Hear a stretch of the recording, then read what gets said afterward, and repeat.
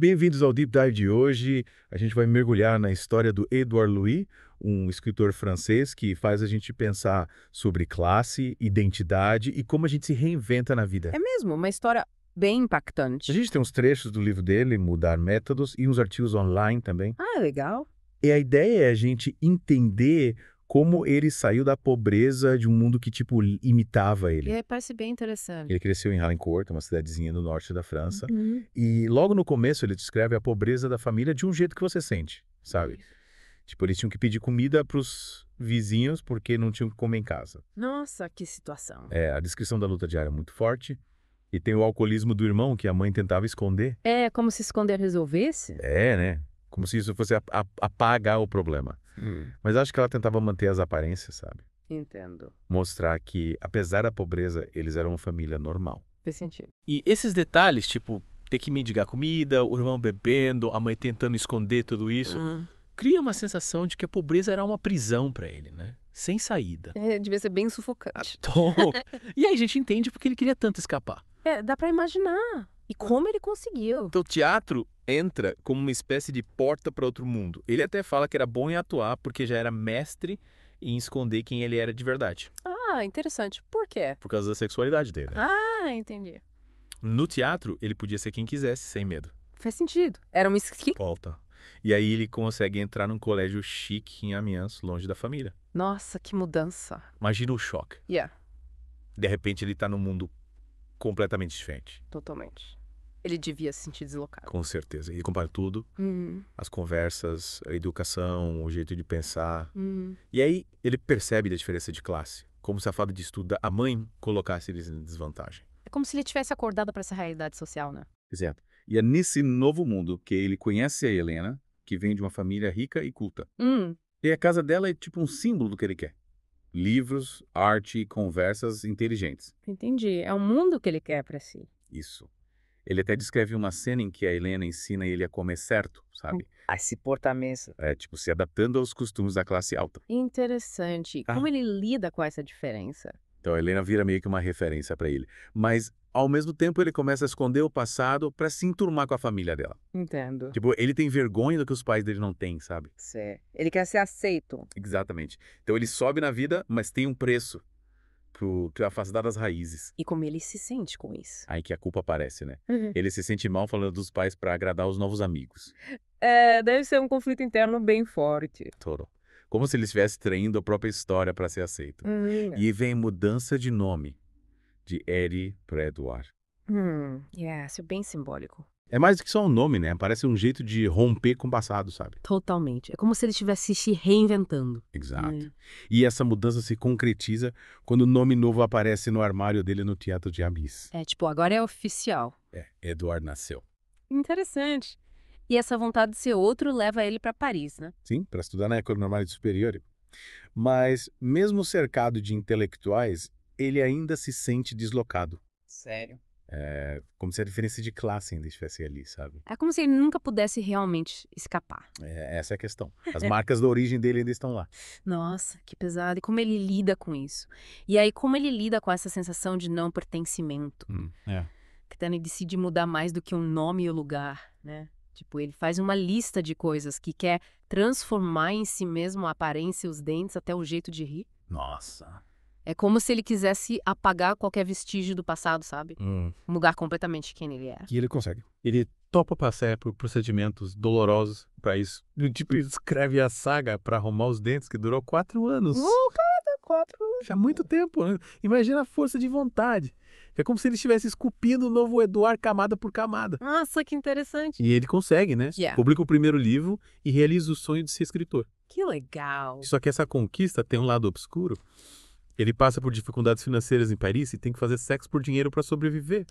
Uma imagem bem diferente do intelectual de sucesso, né? Totalmente. E a gente vê a hipocrisia da elite parisiense quando ele descreve a indiferença de um cara rico vendo uma empregada ser humilhada. Que situação. É como se ele percebesse que subir na vida não significa escapar da injustiça. É verdade? E essa desilusão leva ele para Barcelona. É como se ele precisasse de um tempo para respirar, para repensar as escolhas, sabe? E aí, em Barcelona, ele se depara com uma coisa curiosa. Ok. Ao mesmo tempo que ele rejeita o passado, ele sente falta da simplicidade da infância. Ele descreve com detalhes as lembranças de Harlancourt, o cheiro do óleo diesel, que aquecia a casa, a comida simples da mãe, os filmes de terror com o pai, os momentos com Helena. Entendi. Mesmo com as dificuldades, tem uma nostalgia ali, como se ele reconhecesse que na busca por uma vida melhor, acabou deixando para trás algo importante. É tipo um paradoxo, né? Total. Ele quer se livrar do passado, mas ao mesmo tempo sente falta dele. É como se a gente nunca cortasse totalmente os laços com a nossa origem, né? É verdade. Mesmo que a gente tente. Faz sentido. E essa relação complexa com o passado, essa mistura de rejeição e saudade, é algo que o leitor sente junto com ele, sabe? Muito humano. Sem dúvida. E o que te chama atenção nesse ponto da história como leitor? Acho que essa consciência de que a gente muda, evolui, mas as marcas do passado continuam ali de alguma forma. A gente pode até tentar apagar, mas elas voltam às vezes como saudade, às vezes como culpa. É. E o Luigi coloca isso de um jeito tão real que a gente se identifica. E você acha que ele consegue se reconciliar com o passado? Acho que ele tá nesse processo, né? Ele foi para Barcelona buscando um novo recomeço, mas as lembranças de Harlancourt mostram que ele ainda não se libertou completamente. Isso. A transformação que ele tanto busca talvez precise passar por um acerto de contas com a própria história. É como se ele precisasse integrar as diferentes versões de si mesmo, né? Isso o Eduardo intelectual de Paris, o Eduardo buscando paz em Barcelona. Exato. E essa busca por uma identidade completa talvez seja o ponto central da história dele. A gente acompanha a jornada dele e torce para que ele encontre essa paz interior, mas sabendo que é um processo complexo e que não tem garantia final feliz. Verdade. E o que você acha que o leitor pode tirar dessa história? Acho que a gente pode se questionar sobre o preço que pagamos para alcançar nossos objetivos, sabe? Sei. Até que ponto a gente abre mão da nossa essência para ser aceito, para ter sucesso? E será que essa busca por mudança, por uma nova identidade, não nos afasta daquilo que realmente importa? São perguntas que ficam ressoando depois que a gente termina de ler. E talvez a resposta não esteja em apagar o passado, mas em entender como ele nos moldou, né? E como podemos usar essa bagagem para construir um futuro mais autêntico. Com certeza. E o Luís nos mostra que essa jornada de autoconhecimento pode ser dolorosa, cheia de altos e baixos, mas também libertadora. É como se ele dissesse, olha, a vida é complexa, a gente se transforma e tá tudo bem. E essa sinceridade, essa vulnerabilidade é o que torna a história dele tão poderosa. Concordo, é uma história que nos convida a refletir sobre quem somos, de onde viemos e para onde queremos ir. E é interessante como ele usa a memória para voltar para Harlancourt, né? Tipo, ele descreve a casa, o cheiro do óleo diesel, a comida da mãe, os filmes com o pai e os momentos com a Helena. Sim, parece que ele está procurando algo que perdeu no caminho, sabe? É meio que uma busca pelas raízes. É como se ele percebesse que, na ânsia de se transformar, deixou para trás uma parte importante de si. E aí vem a culpa, né? Total, ele sabe que magoou a família mesmo que a intenção fosse boa.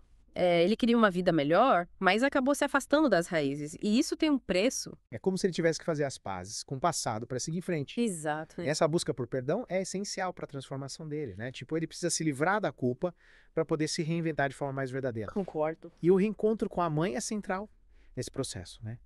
Ele volta para Harlancourt e encontra uma mulher marcada pelo tempo, mas com o mesmo amor de sempre. É um momento bem emocionante, né? Muito... fala da saudade do arrependimento. É como se ele estivesse reconhecendo a importância dela na vida dele, buscando recuperar o que foi perdido. E essa vulnerabilidade é fundamental para que ele possa se perdoar e seguir em frente, né? É verdade. Ele precisa reconhecer o valor das raízes de tudo que o formou para construir um futuro mais autêntico. E a gente entende que a transformação não é só mudar de nome de aparência de classe social, né? É algo mais profundo que envolve se reconectar com a essência, com os valores, com o que realmente importa. A história dele mostra que a felicidade não está só no sucesso, no dinheiro. É sobre encontrar o seu lugar no mundo, ser quem você é, construir relações verdadeiras. Exatamente. E o Luís nos convida a pensar sobre a nossa própria jornada, né? Sim. Quais são os preços que pagamos para alcançar nossos objetivos? Será que estamos sendo autênticos ou estamos nos moldando ao que esperam da gente? São perguntas importantes e resposta individual, né? O que o Luís nos mostra é que a transformação é um processo, às vezes, doloroso, mas libertador. É verdade. É sobre se conhecer, se perdoar e construir um futuro a partir da sua história com todas as suas marcas. E isso que fica pra gente, né? A coragem de se olhar no espelho, de reconhecer quem somos, de onde viemos e usar essa bagagem para construir um futuro mais autêntico, mais nosso por certo. Valeu a pena mergulhar nessa história com você.